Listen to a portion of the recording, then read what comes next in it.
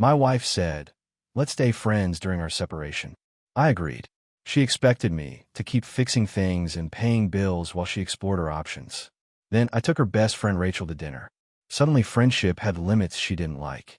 My name is James Cooper, though everyone calls me Jim. I'm 43 years old, and I manage a chain of 3 automotive service centers across Phoenix. It's honest work, the kind where you solve real problems with your hands and your brain. I've built a decent life, a comfortable home, and I thought, a solid marriage. My son Brandon, 15, lives with me full-time. He's from my first marriage to Laura, but that's ancient history now.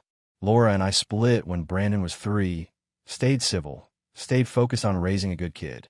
We did that part right. Christina, my second wife, she's 37. We've been married for 7 years. She's a graphic designer, works from home, does well enough. When we met, I thought I'd found someone who appreciated stability after the chaos of my 20s. She seemed to value what I brought to the table: reliability, hard work, a steady hand. I was wrong about that last part. That Tuesday, I was replacing the torque converter in my truck. The garage smelled like motor oil and old coffee. My hands were black with grease, and I was focused, the way you get when you're solving a mechanical puzzle. Then I heard her footsteps. She was holding a glass of wine, wearing yoga pants, and that oversized cardigan she loved. She looked relaxed, almost too relaxed for what came next. "Jim," she said, her voice casual, like she was about to ask me to pick up milk. "I've been thinking, maybe we should separate for a while. Take some space. But we can stay friends, right?" I didn't drop my wrench. Didn't even flinch. I just kept turning the bolt, listening to the click-click-click of the ratchet. My wife suggested we stay friends during our separation. The words hung there in the garage air, mixing with the smell of grease and metal. "All right," I said. That was it. 2 words. She stood there for a moment longer, like she expected more. Maybe tears, maybe anger, maybe some desperate plea to work things out. Instead, I wiped my hands on a shop rag and walked past her into the house. I heated up leftover meatloaf, ate it standing at the kitchen counter, and went upstairs to check on Brandon's homework. Christina moved into the guest room that night. Quietly, methodically, like she'd been planning it. No drama, no explanation. She probably thought my silence meant acceptance, maybe even defeat. What she didn't realize was that silence isn't surrender. It's strategy. And I'd just agreed to play a game where I already knew all the rules, because she'd written them herself. "Stay friends," she said. Fine. I'd show her exactly what friendship looked like. The first test came 2 days later. I was in the driveway Saturday morning, checking the brake pads on Brandon's hand-me-down Civic before letting him take his driving test next week. My phone buzzed. Text from Christina. "Hey, can you look at the garbage disposal? It's making a weird noise." I stared at the message for a solid minute. Then I typed back. That sounded like something a husband would handle. "We're friends now, remember?" 3 dots appeared. Disappeared. Appeared again. Finally. "Seriously? Dead serious." I replied. "Friends don't do home repairs for each other. You might want to call a plumber." I slipped the phone back in my pocket and returned to Brandon's brake job. My son glanced up from where he was watching me work. "Mom texting you?" he asked. He'd started calling Christina Mom about 2 years ago, though she never really embraced the role. Too busy with her freelance projects and her friend group. "Yeah," I said, not looking up. "Just some house stuff." Brandon nodded slowly. He was a smart kid, perceptive. He'd noticed Christina moving into the guest room, noticed the shift in temperature around the house. We hadn't told him anything official yet, but teenagers aren't stupid. "Dad," he said carefully, "are you and Christina splitting up?" I stopped working and met his eyes. "No point in lying. We're taking some space. Figuring things out." "Okay," he said. Then, after a pause, "You seem better, actually." That hit me harder than I expected. Better. Like I'd been sick and was finally recovering. Maybe I'd been. Inside the house, I heard the garbage disposal grinding, then Christina's frustrated sigh. She appeared in the doorway a few minutes later, hair tied back, looking annoyed. "The disposal's completely jammed," she said. "Can you just take a quick look?" I straightened up, wiping my hands. "Christina, we talked about this. We're friends now. Friends don't fix each other's appliances." Her jaw tightened. "This is ridiculous." "No," I said evenly. "This is exactly what you asked for. You wanted space and friendship. Friends have boundaries. She stared at me like I'd grown a second head. For 7 years, I've been the guy who handled everything. Leaky faucets, electrical issues, oil changes on her car, furniture assembly, you name it. I'd done it automatically, without asking for credit, because that's what partners do. But we weren't partners anymore. She made that clear. Fine, she snapped, pulling out her phone. I'll call someone. Good idea, I said, turning back to the brake job. She stood there a moment longer, probably waiting for me to crack, to say I was just kidding, to fall back into the comfortable pattern of me fixing her problems. When I didn't, she went back inside.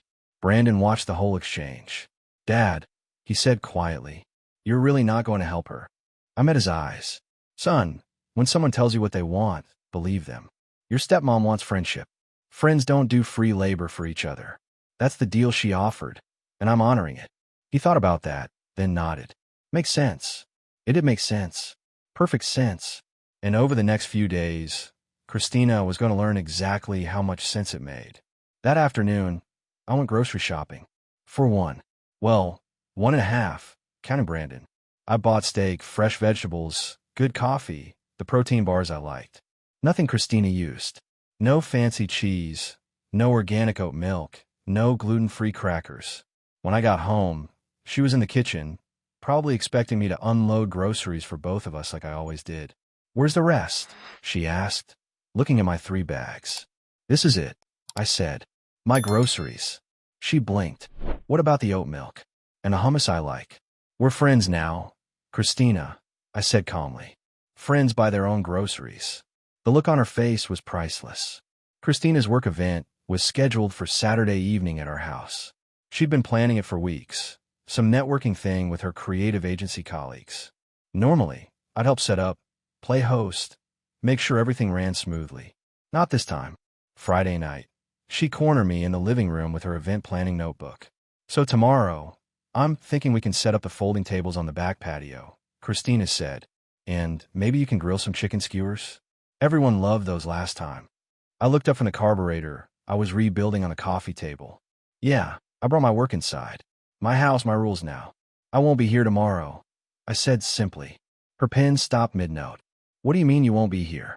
I'm spending the evening out. Friends respect each other's space, right? This is your event. Jim, this is our house. Actually, it's legally mine, I said calmly. I owned it before we married. But you're welcome to use it for your party. I'll be back around 10. Her face went through several shades of red. You're seriously going to leave me to handle this alone? You're a capable adult, Christina. You'll figure it out. Saturday afternoon, I watched her scramble. The catering she planned to do herself wasn't coming together. The bar setup looked amateur. She kept glancing toward the garage, probably hoping I'd cave and help. I didn't. At 5:30, I grabbed my jacket and keys. Brandon was already gone to a friend's house. Smart kid. Where are you going? Christina demanded, hands covered in some kind of appetizer mishap. Out with a friend, I said. Have a great party. I drove to Rachel's apartment across town. Rachel Stevens, Christina's best friend since college. The one who'd always been friendly, maybe a little too friendly. The one who'd been texting me the past few days, asking if I was okay, if I needed to talk. She opened the door wearing jeans and a simple black top, hair down, no makeup. Real, not performed. Jim, hey, she said, smiling. Come in. We'd agreed to grab dinner, nothing fancy. Just 2 friends getting Thai food and talking. She'd been divorced 3 years ago, understood what it felt like when a marriage ended quietly instead of explosively. Over pad thai and spring rolls, Rachel asked the question I've been waiting for. So Christina really just asked for space. Just like that. Just like that, I confirmed. Said we should stay friends. Rachel shook her head. That's so Christina. She wants the safety net without the commitment. Well, she's learning that safety nets have limits. Rachel laughed, really laughed. I bet she is. We talked for 3 hours. About life, about work, about how sometimes the person you marry isn't the person you thought they were. It was easy, comfortable. No performance. No walking on eggshells. Around 9, Rachel took a photo of us at the restaurant. Casual, friendly, my arm resting on the back of the booth behind her. Nothing scandalous, but definitely not nothing. Mind if I post this? She asked. I smiled. Not at all. She posted it to Instagram with a simple caption, "Good company, good conversation." I got home at 10:15.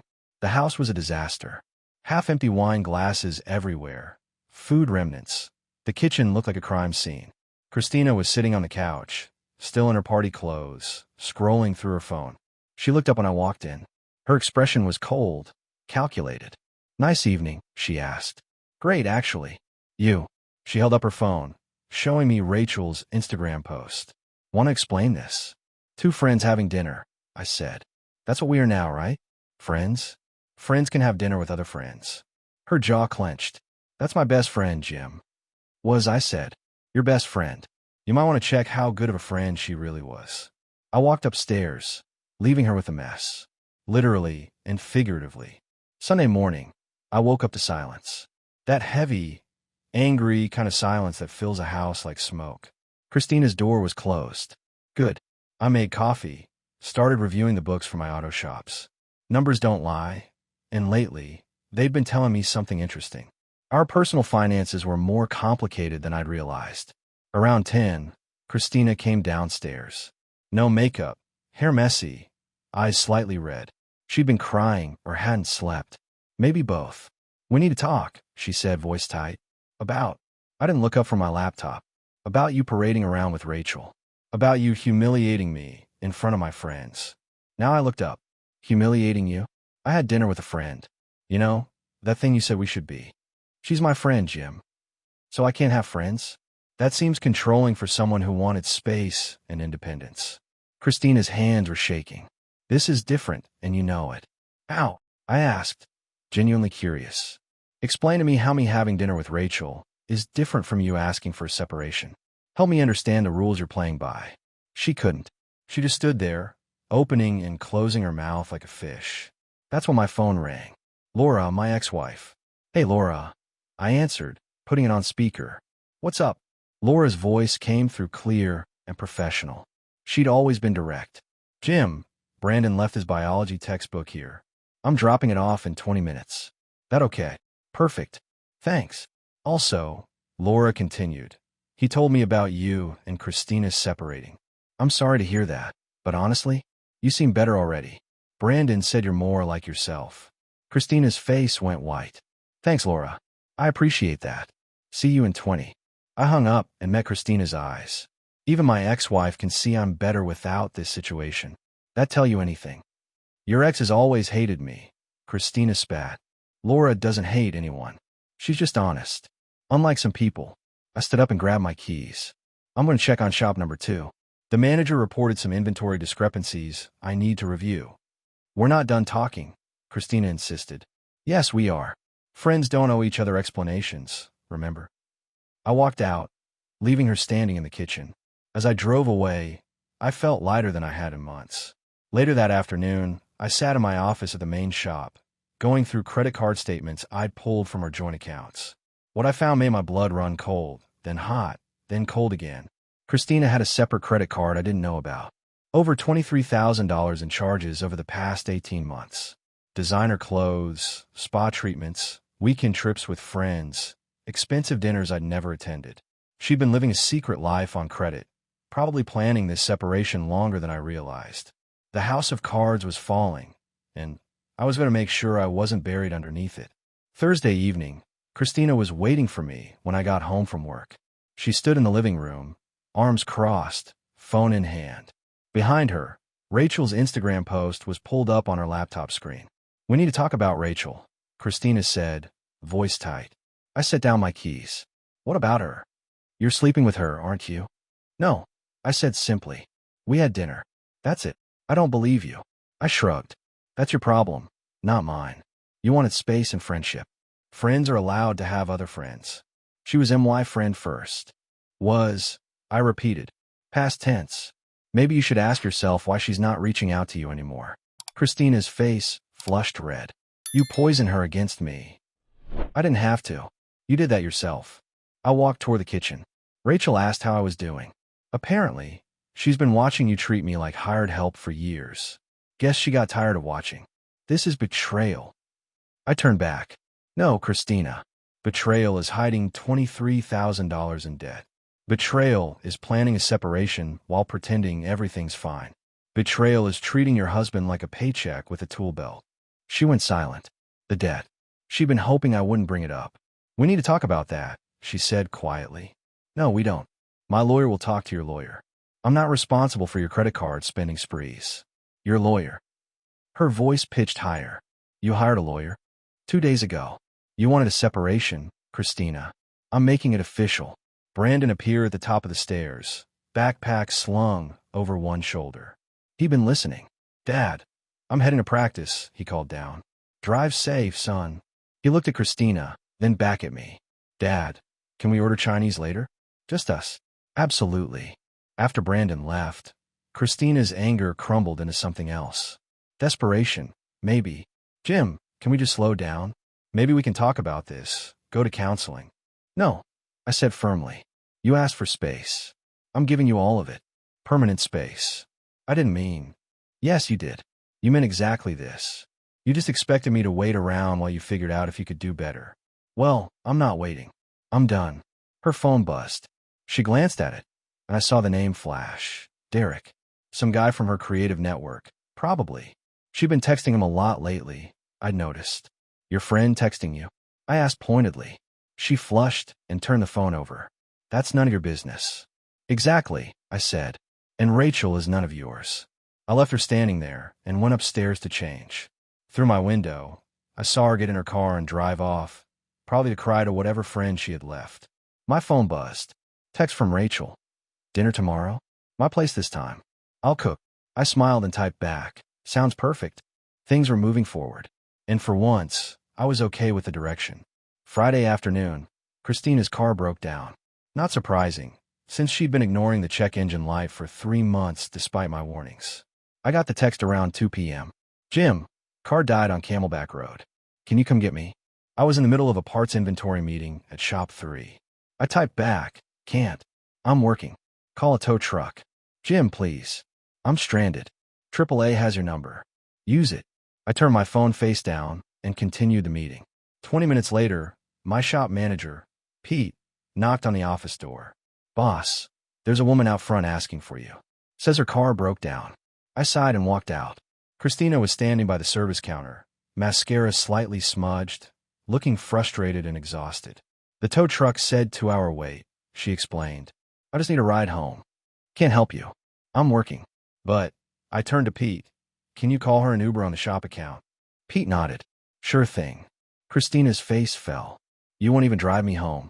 We're friends, Christina. Friends don't drop everything for each other. That's what partners do. I pulled out my phone and showed her Rachel's earlier text. Besides, I have dinner plans. With her, Christina said flatly. With her, I confirmed. The Uber arrived 15 minutes later. Christina left without another word, but the look on her face told me everything. She was finally understanding the full weight of what she'd asked for. That evening, Rachel's apartment smelled like garlic and rosemary. She'd made chicken piccata, something I'd mentioned loving weeks ago in a casual conversation.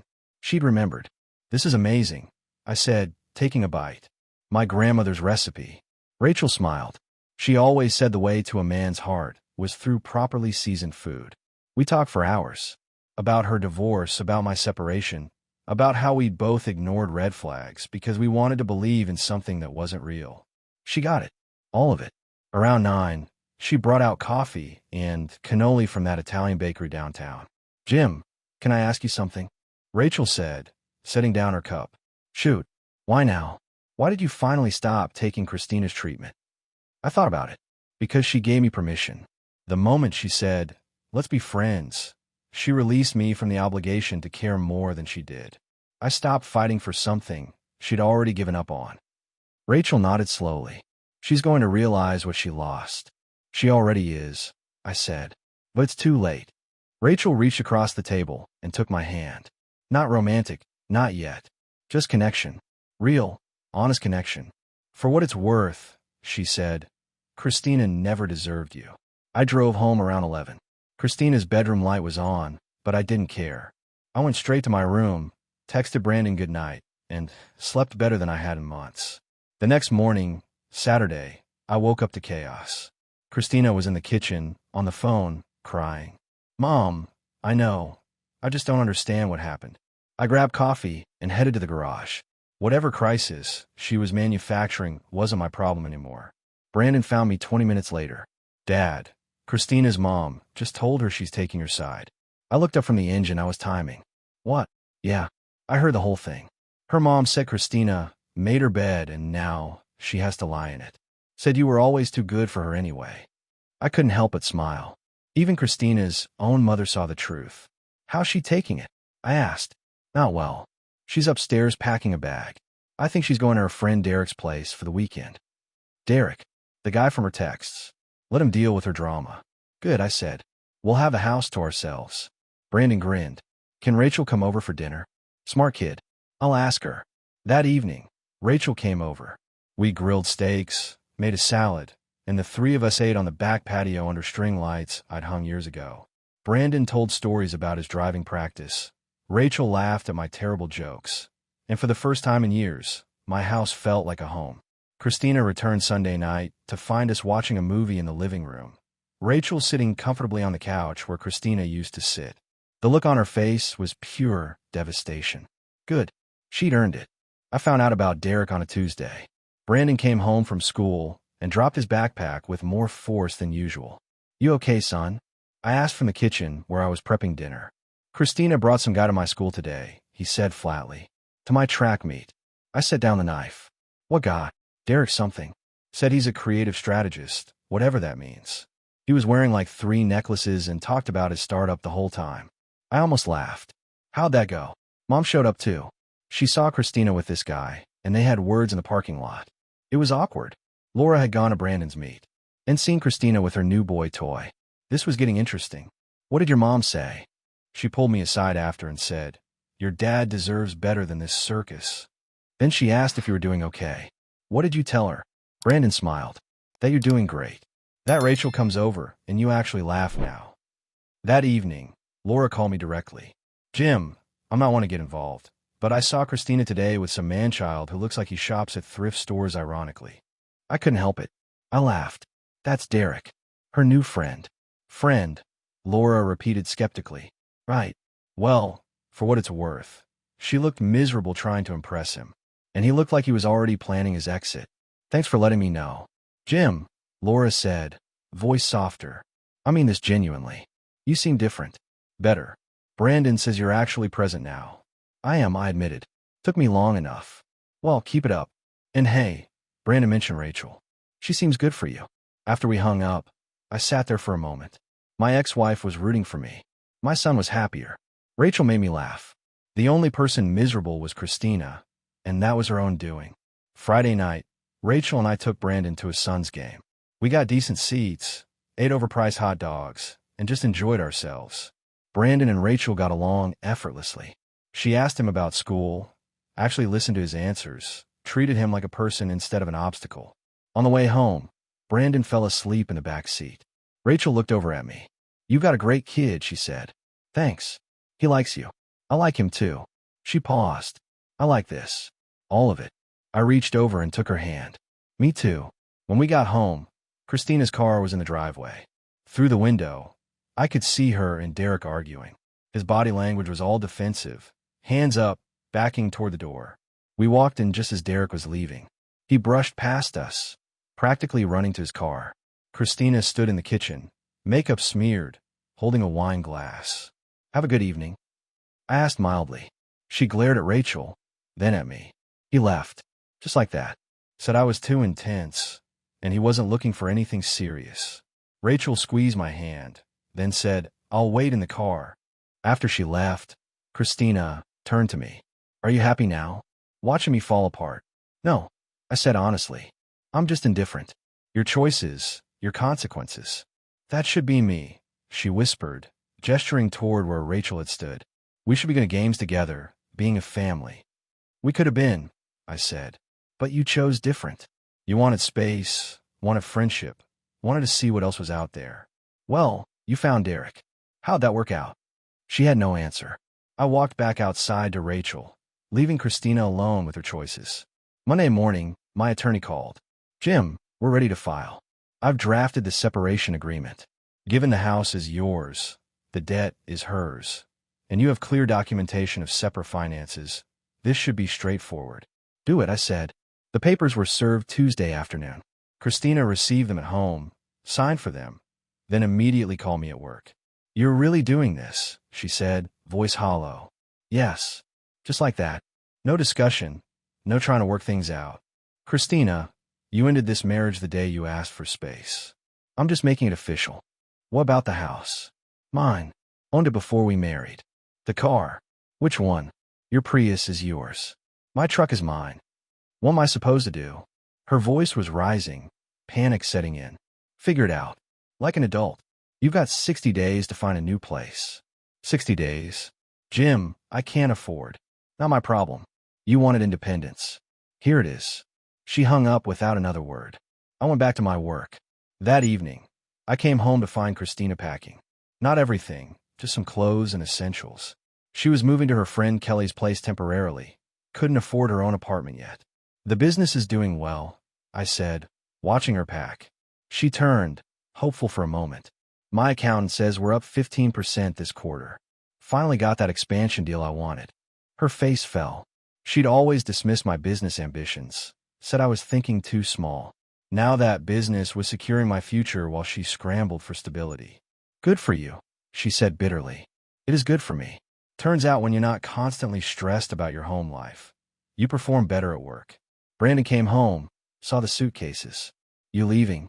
Christina nodded. Just for a bit. Staying at Kelly's. Okay, Brandon said simply. No emotion, no plea for her to stay. He went upstairs to his room. Christina looked at me. He doesn't even care. You never made him feel like you cared, I said. Kids notice that stuff. She left an hour later.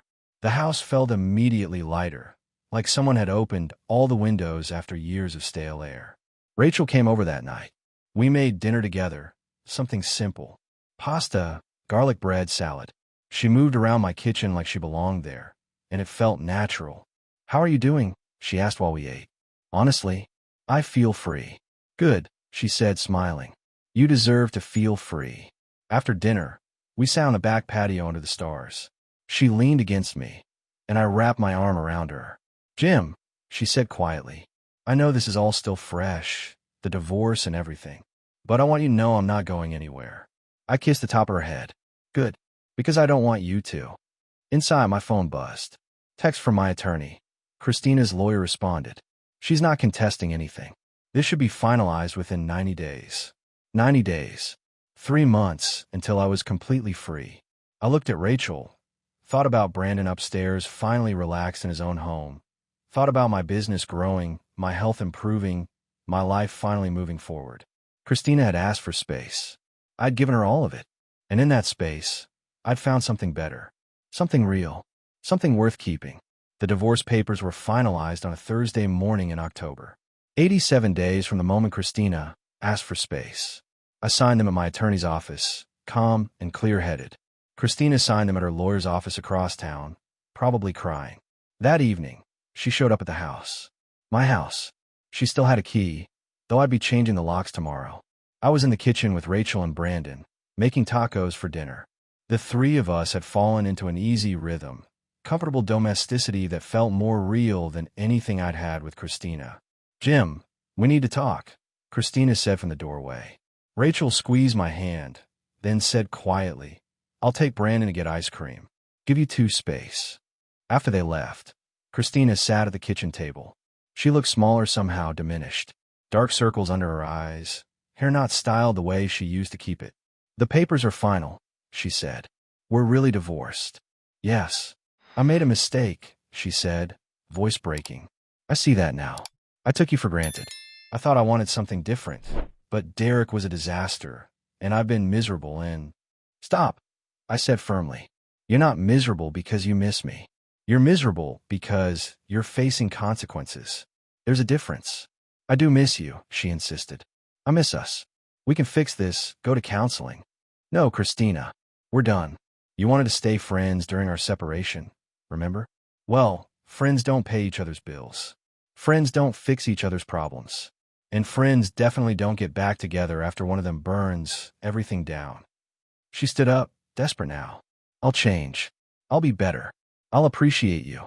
You had 7 years to appreciate me. You chose not to. I leaned against the counter. Rachel appreciates me. She shows up. She asks about my day and actually listens. She treats Brandon like he matters. Everything you didn't do, she does naturally. Christina's face crumpled. You're really choosing her over me?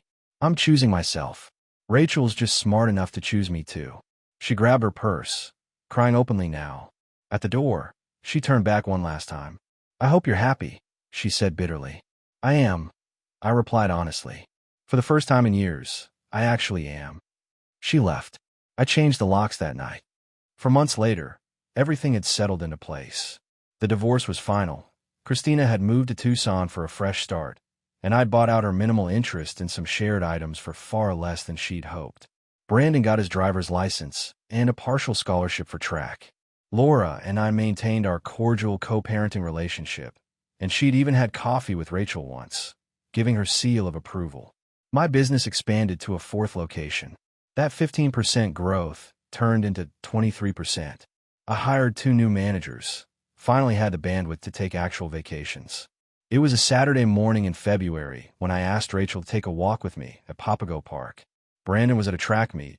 The weather was perfect, and I'd been carrying a small box in my pocket for 2 weeks. We climbed to the top of the buttes, looking out over Phoenix. The city stretched out beneath us, vast and full of possibility. Rachel, I said, turning to face her. You know what he said once? About showing up because you want to, not because you need something. I remember, she said, smiling. You've shown up every day for 6 months. You've been patient with my mess, kind to my son, honest about everything. You've made me remember what it feels like to be chosen, not just tolerated. I pulled out the box and opened it. Simple ring, nothing flashy, but quality. Like her. I'm not asking you to save me. I'm asking you to build something with me. Marry me. Her eyes filled with tears, but she was smiling. Yes, absolutely yes. Brandon was thrilled when we told him. Laura sent her congratulations. Even my business partners noticed I was happier, more focused. Christina sent a text when she somehow heard the news. I hope she realizes what she's getting. I replied simply, she does. That's why she said yes. We got married that summer, small ceremony, just family and close friends. Brandon was my best man. Laura came and genuinely celebrated with us. Standing at the altar, watching Rachel walk toward me, I thought about how Christina's request for space had been the best gift she'd ever given me. She thought she was pausing our marriage to explore her options. Instead, she'd freed me to find someone who didn't need convincing that I was worth staying for. My wife suggested we stay friends during our separation. I said yes. Then I started dating her best friend, and she realized friends don't pay each other's bills, fix each other's problems, or wait around while someone decides if they're worth it. Christina had wanted friendship. I gave her exactly that. Nothing more, nothing less. And in doing so, I found everything I'd been missing.